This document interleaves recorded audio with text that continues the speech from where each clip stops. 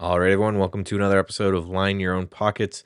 Today, we got an interesting one where we're going to talk about a little bit deeper into the whole position size thing. If you miss it, a couple episodes ago, we actually did a whole episode on the idea of how to size up in overall strategies, how to size up in systems that are doing well. Today, we're going to dive a little bit deeper into that and talk about when is it okay or when does it make sense to maybe take a trade a little bigger than some other trades, sizing up in higher conviction type setups. So, Dave, you brought this topic to us again. Let's get started. I think there might be some disagreement with this one, which I think is will be very interesting. Awesome.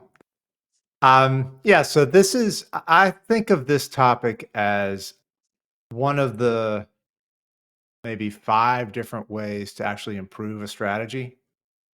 And I'm probably gonna do a webinar about this whole topic, like how to improve any trading strategy. This is like one of the most advanced parts or ways to do it, but it's the most powerful, I think. And you can really make a big difference in a strategy if you can do this.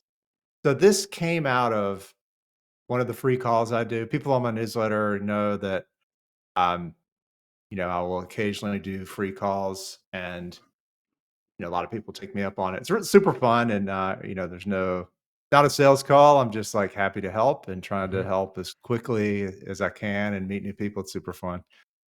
Um, but this came out of one of those calls. So I had a free call with somebody who's a trader in Florida. And it was really interesting because he said, "Yeah, I've been trading for 10 years. I've made money Mhm. every year, but I'm thinking about quitting." And I was like, "Wow, okay, why? What's going on?" He felt like he had was sort of he could see his strategy tailing off a bit. So it was hard for him to look far into the future and think that he had room to improve. So Hmm. as we talk more about it, he's basically a discretionary trader, but he trades as systems. Like it's rule based, like it's not automated, but it's definitely a system. And he's been doing it for so long. So and I said, "Well, yeah, have you looked into automating those orders? You could probably, you know, free up some of your time, systematize some of those orders, and maybe expand the number of trades that come through your system to make more trades." Like, no, I'm not really comfortable doing that.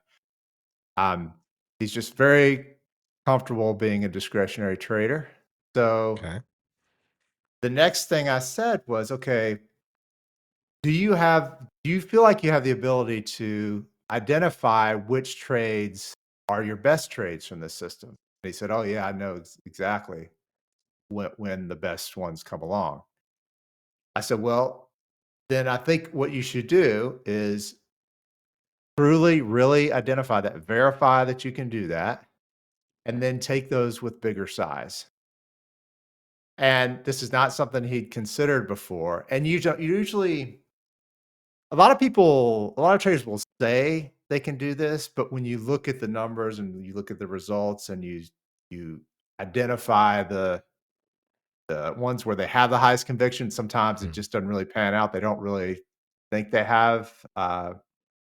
They think they can identify the best trades beforehand, but they really can't. But I Yeah. could tell by talking to this guy that he could.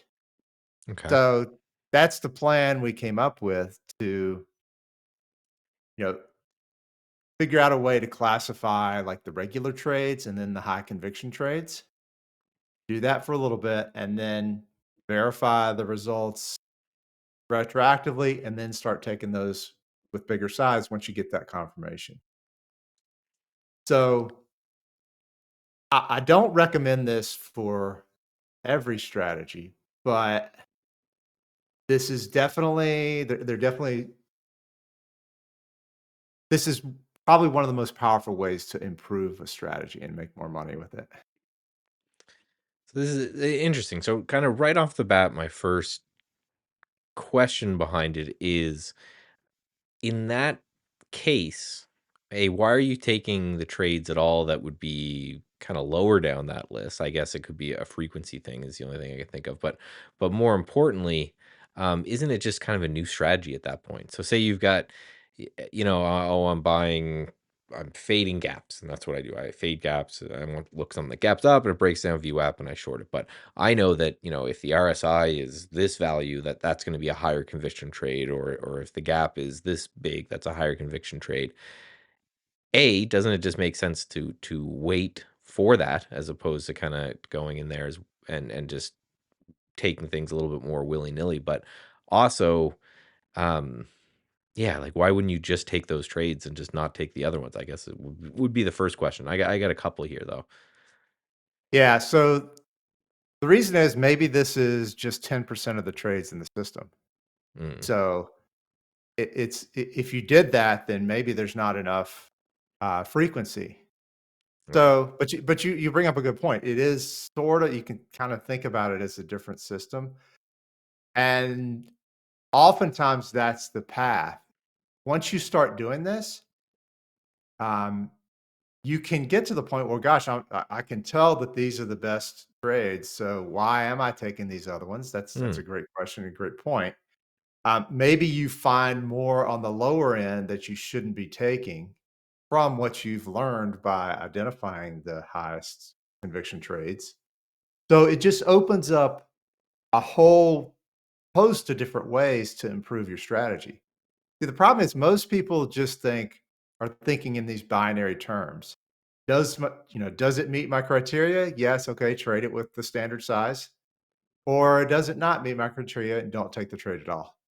There's a whole Once you really understand your strategy fully and understand sort of what makes it tick, there's a whole host of ways to improve it. mhm. So it just opens up a lot of opportunity, and it's something that most traders don't think about. And it's like I said, it's sort of an advanced thing. You really have to know under what circumstances do your trades work really well. Well, and I think so. I think that's going to answer kind of my second question is because you mentioned this person was discretionary, kind of mostly with their trading, and how would someone do that if they were, more like you, who is fully automated in what you do? And then the answer that just kind of immediately came to mind from what you were saying there is you just kind of treat it like a second strategy. So you would, I'm just thinking like the actual kind of nitty gritty behind, you would Yeah. code them up differently, and you'd say if this occurs take it with this risk, and if this occurs take it with the other risk. So I guess the hard part then would be just really proving yourself that it is worth that increased risk. So you need to be able to have that data that you can go through and say, here is the quantitative difference between these two, and then here's what happens if I were to size up in that position. Yeah. And I think discretionary traders, a lot of them sort of do this by default, kind of. Hmm. And with this guy, I could tell that he was trading a system. So yeah, it's discretionary. He's not having a program make the trades, but he's being systematic about it. This is not, he's not trading with a whole bunch of gut feel and, like he's trading a system. He's got rules. He knows what he's doing. Hmm. Um, so the first time I started thinking about this was, so several years ago, a good friend of mine got me into poker, Texas Hold'em. We made several trips to there's like 2 or 3 local casinos. Well, they're not local, but the closest ones are like a 4-hour drive. And we would go to Vegas. Like I really got into it. And my thought was, gosh, I'm good at trading. I think, why can't I be a good poker player too? I think that'd be super fun. And I think my plan was, okay, I could probably learn something from poker that I can apply to trading somehow.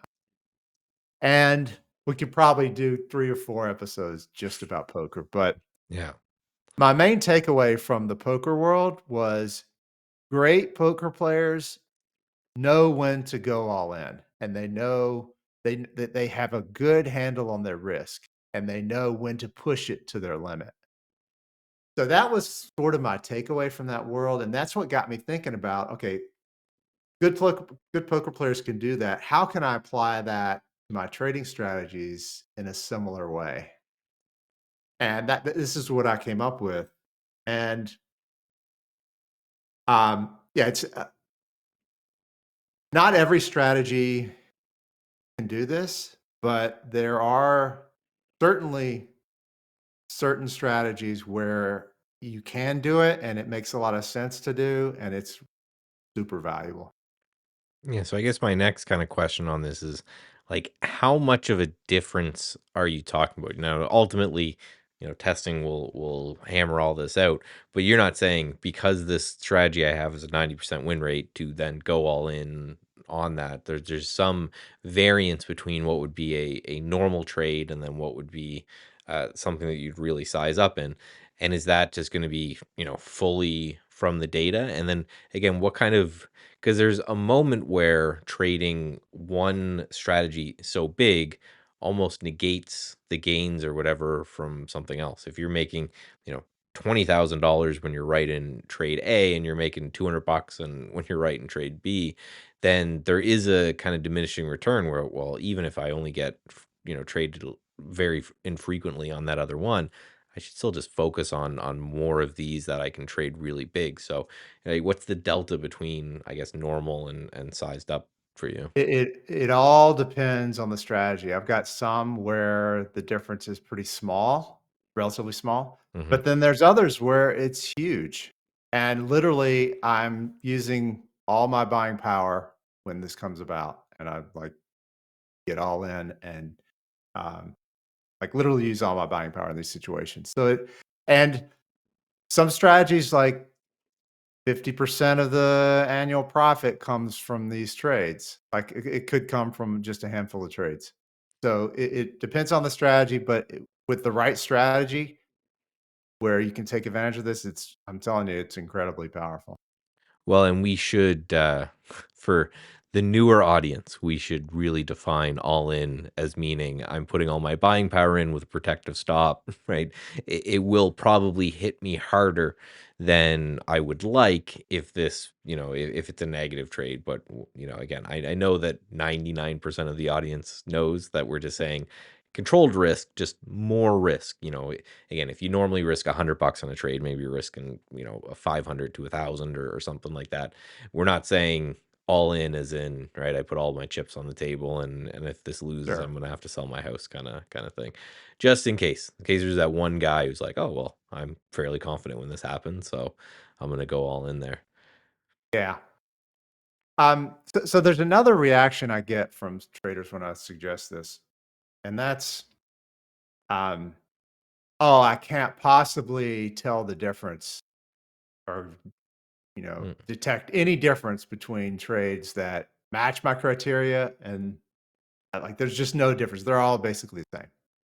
And my reaction to that is, well, you're already doing this, whether you realize it or not, on some level, because just think about the trades you're taking now in a system. There's some that you're not taking.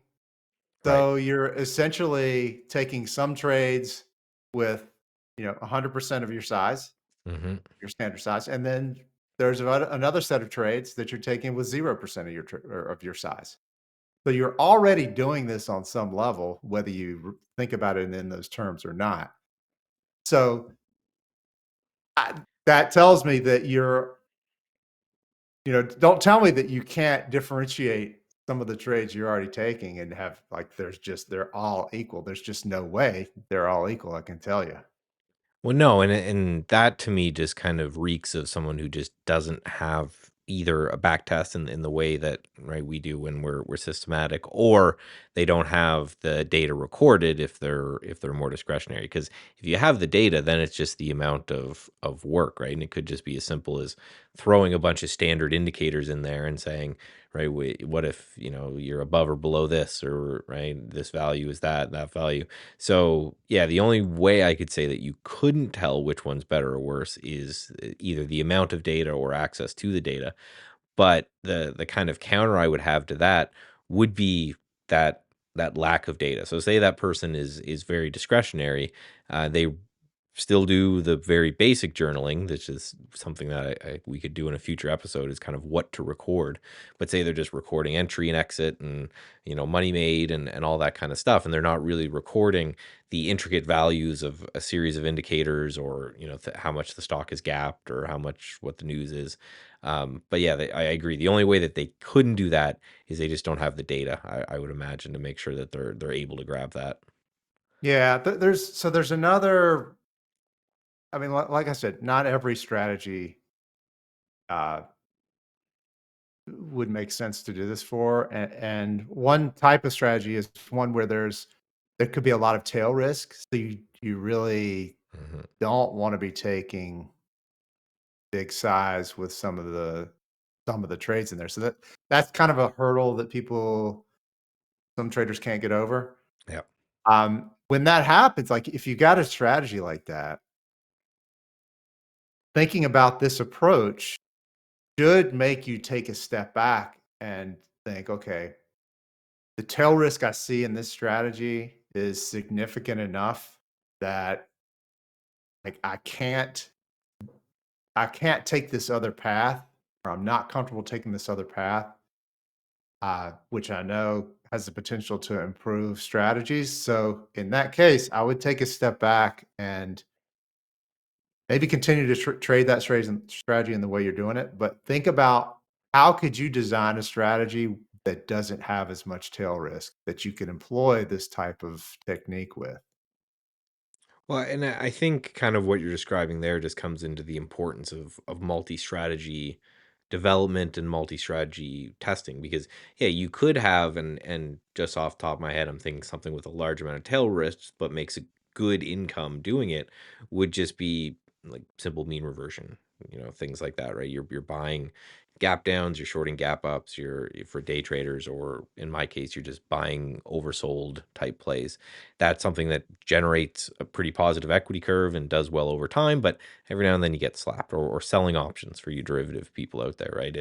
It's something that over time selling options does make money, but every now and then you get taken to the woodshed when a large volatility event occurs. But the opposite would occur, just to use the option analogy, still the opposite would occur if you're buying options, right? So, you're looking for the other way around. Most times you'll be wrong because of premium decay and all that, but every now and then you'll knock it out of the park. So, yeah, it's one of those kind of balancing games where probably in the best world, the best scenario, you have a bit of both of that, and then you're just kind of balancing, which one of those kind of makes the most sense at the right time that you're looking to take that trade. So again, I think it all comes down to, and again, something that I've been doing a lot of and leaning even more on, is just more strategies, and then just weighting them a little bit different, where you've got the one that will do well during time A, and then the one that will do well during time B. Because of what I'd imagine you'd find, and probably not universally true, but probably pretty close to being universally true, is the one with the large amount of tail risk probably isn't going to trigger around the same time that the one with less tail risk, because they're probably somewhat uncorrelated in that way. Yeah, it's that's possible. So the way, just for the listeners out there, like, how would you get started doing this if you've never thought about this before? How would you tackle this with the strategy you're trading? Obviously, you don't want to take a stab right away. Like get some data to figure out Mhm. when you should do it and if it's possible for you to do it. So the way I would do that first is you probably have some sense. You have probably have a couple theories right away about, okay, I think these are likely to have more edge than these. Like Yeah. maybe, you know, higher relative volume, like in some extreme situation, like you've got some theory probably. Mhm. So come up with a theory, quantify that, and either back test it, or you don't even really have to change anything. All you really need to do is when you record these in your journal, assign a tag for, theory one for high confidence. So, and just don't change anything about what you're doing except come up with a theory and assign the tags in your trade. So, and then do that for a while, and then go back in your journal and essentially test the theory by looking back and seeing, okay, how did these do compared to the other ones? And there's not a whole bunch of testing you really have to do right away to get started thinking about it. And that can point you to, I always talk about, cost and benefit uh, versus, you know, the cost benefit analysis of doing anything. This is one of those things where you can go down a rabbit hole if you're not careful. Mhm. So I always like to do the minimum possible to see if this larger effort thing is going to be worth it. Yeah. So that, doing it with your journal this way, you can just, come up with a theory quickly, start tagging those trades as they go into your journal, look at them in aggregate, and it probably would not be very long before you could confirm or deny the theory, or at least see, okay, is this worth the lift that I'm gonna have to do some back testing in this specific area with to prove this theory? Yeah, and I like that, and it's one of those that again, you're testing it almost like it's a different strategy altogether. So when you're tagging at high confidence, you can just go through and okay, sum up, the average return or the total return and what the drawdown is on low confidence, and then do that again on high confidence. And if there's a meaningful difference, then you're on to something and it requires further testing. If it's roughly the same, then you're probably just got some noise going on that you think this thing occurs. But like we say with everything, that to me is also information. Like it's one of those your high relative volume, for example. If you're like, okay, the thing that's really moving, I think is going to make me the most money, and you find out that A, that's not true, or B, even say there's a world it's the other way around where your high confidence trades actually do less. Well, then you've opened up a whole nother door where you're saying, okay, well, maybe I don't take the thing at all. So every now and then you're thinking a high confidence trade is something that you've just kind of opened up your eyes and opened up the doors to. But I imagine there will be a world in many cases where people their high confidence trade, they end up like that I'm a net loser or not making as much on my high confidence trade as my low confidence ones. And then that allows you to kind of have the data to switch your thinking and say, well, Yeah. maybe I avoid any trades with a relative volume that's too high or something like that. Yeah, it's difficult for people to think about, right away, but there's just I really encourage traders to start thinking about this way in this way. Like you get out of this binary thinking, does it match my system or does it not? Hmm. That binary thinking is sort of a little too simplistic when you really step back and think about how a strategy works and how you've designed it. You know, I've had multiple traders, like I mentioned before, say, "Oh, I can't possibly figure out the difference between these." I'm like, Hmm. "Well, you already are. You're either taking it with 0 size or 100 size, and maybe there's too much tail risk to take the bigger end with bigger size. Then you could look at the lower end, take those with smaller size." There's just like when you start thinking about it this way, there's just so many ways to improve a system. And like I've mentioned so many times on this show before, like the what's so exciting to trading about trading for me is the bar for improvement and success is so small. Like you Hmm. just tiny improvements can make a huge difference. And it's these kind of things that uh, can really you can really improve a lot as a trader by taking this approach. Well, and it comes back to our argument all the time of these are the reasons to become systematic and to become automated in a lot of your trading where I know there's discretionary traders that are listening to this say, oh, I'm already spending the whole day watching the screen and every tick in the market, and by the end of the day, like, I got to look after my kids, where am I going to find the time? And that's why we always say, well, try to automate your trading as much as you can, because say you're somebody who is staring for 6.5 hours a day at the screen and making decisions, and you get to the point where you can automate half of it, right? Ideally, you automate all of it. You send out, right? The system is taking care of all the execution, but say you automate half of it. Well, you've just freed up 3 hours a day. That 3 hours a day can be now allocated to looking at yesterday's trades and going through these exercises we're talking about, and tagging different things and highlighting different things.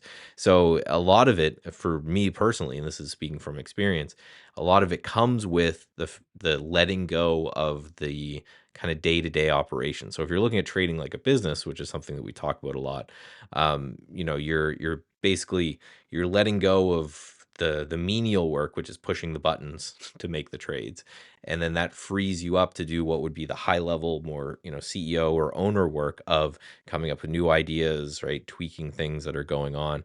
Because I just want to do that because it's one of those that I kind of put myself in my old trader shoes and say, well, if I was had my 15 monitors up and I'm staring at every tick and every stock all day long, I wouldn't have time to do a lot of these things. But that to me is kind of a symptom, and the way to cure it is to become more systematic with your trading so that you can have more time to refine things and to build new ideas, or as we're talking about, just play with different sizing on the ideas you already have.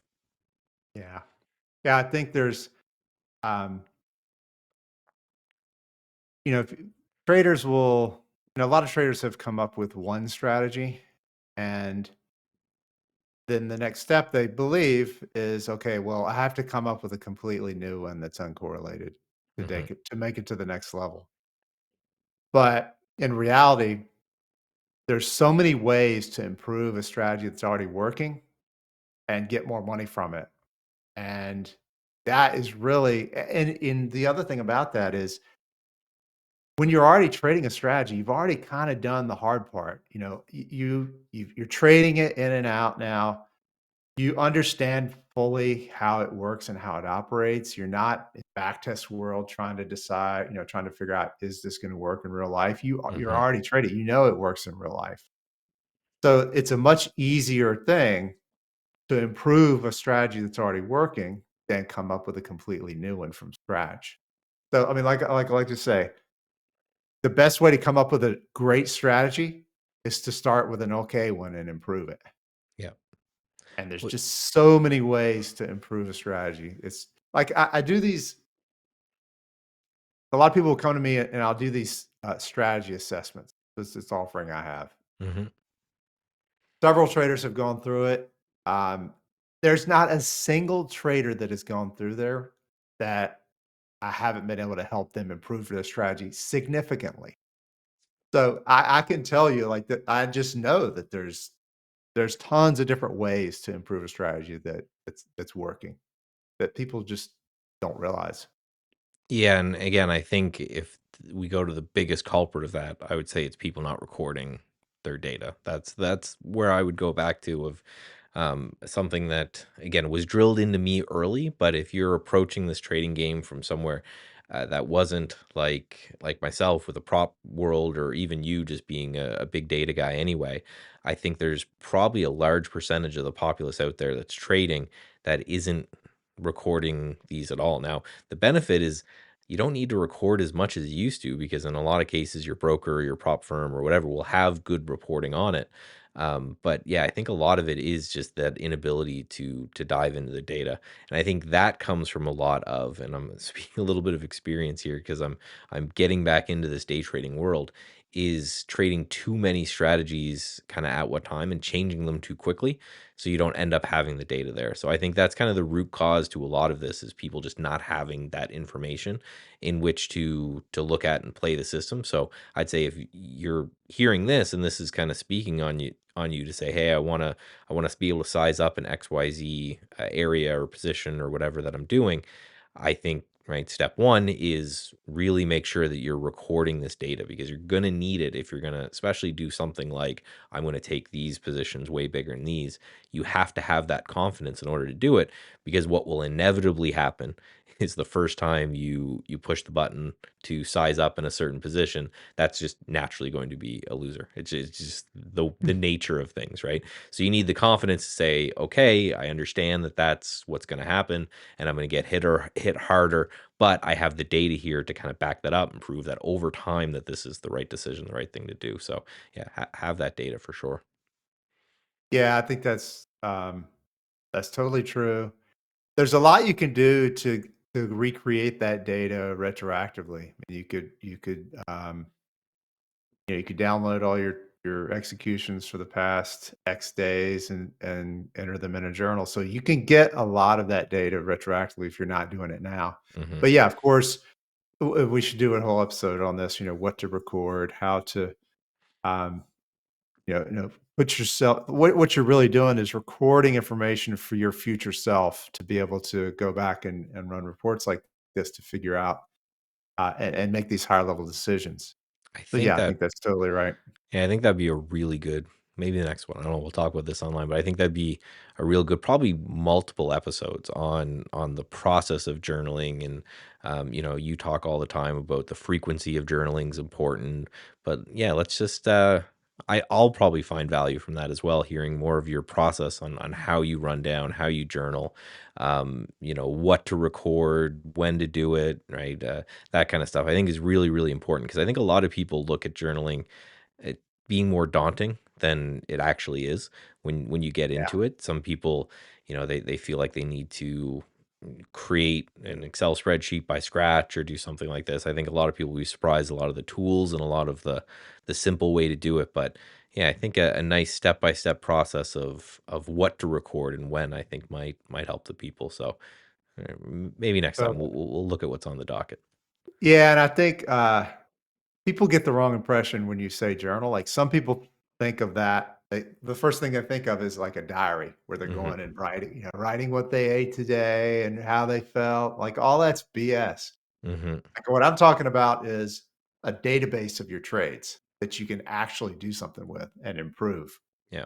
So, that's very different than, you know, "Dear diary, here's how I feel today." All that's a bunch of crap. Yeah. And it might be one of those that you take an off plan trade or you do something stupid and you write a little note saying, right? But even that, and we'll get into that, even that is done with the tagging system, right? Mine are just called rogue trades, right? Just to tag things that I did that I shouldn't do.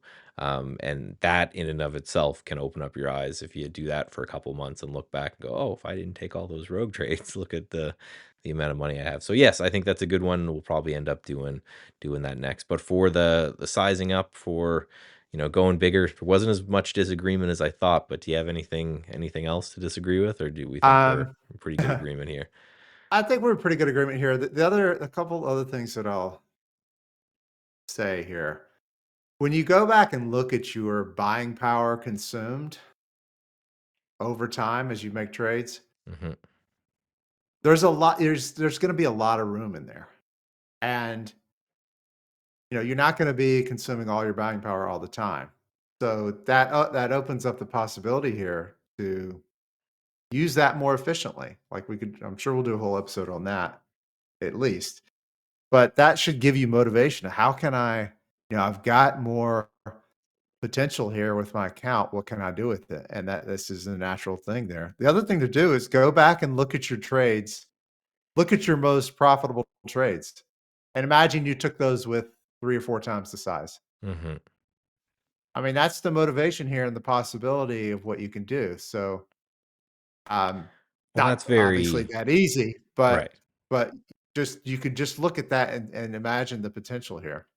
Well, yeah, it goes back to that, the 80/20 principle. And that's, I think, the end of the day, what we're trying to do by sizing up into these trades is developing almost sub strategies from different strategies, right? So you have strategy A, and that tells you to do X, Y, and Z, and then you have strategy B, and that says, okay, well, now that you've done that, let's just take that subset of the best winners in strategy A, and let's create strategy B and size that up a little bit. So again, just another interesting thing, something that you can do with probably the data you already have. You don't need to build anything from scratch, which is the biggest important thing, I think, when it comes to it, because a lot of people, like we talk about, that's the hardest part is building new strategies. So if there's something you can do to kind of carve out a part of your strategy that makes sense, I think that's always a good idea.